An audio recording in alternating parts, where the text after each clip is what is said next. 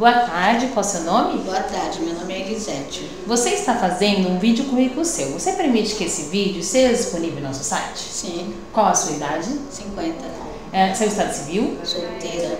Você tem filhos? Sim, tenho Um. Qual a idade dele? 33 anos. Qual o bairro que a senhora mora? Jardim Casqueiro, Cubatão.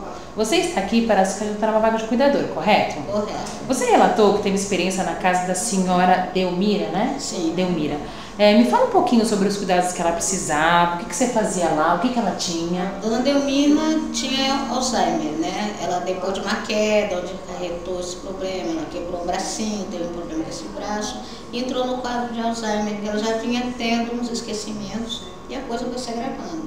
Até que ficou debilitada, ela ficou acamada mesmo, necessitando de banho, auxílio na hora do banho, a gente dava banho dela na cadeira higiênica. Enquanto dava, ela interagia mais ou menos com a gente ainda, a gente dava banho. Quando a gente percebeu que ela ficou debilitada totalmente, a gente passou a dar banho no leito.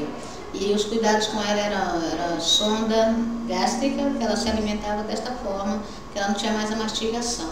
Tá? Entendi. Tá. Tinha outros funcionários na residência ou era só a senhora que trabalhava lá?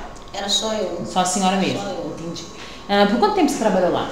1 ano e meio. Por qual motivo você saiu? Ela veio a óbito. Se precisar cozinhar para o idoso, você cozinha? Sim. Simples ou variado? Oi? Simples ou variado? Simples é só... Sim, eu entendo. Eu cozinho de tudo, só para prato muito elaborado. Não, uma sopinha, uma vitamina, um arroz de feijãozinho, franguinho. Sim, isso aí não tem problema, tá. A senhora bebe? Não. A senhora fuma? Não. Tem disponibilidade para dormir no momento?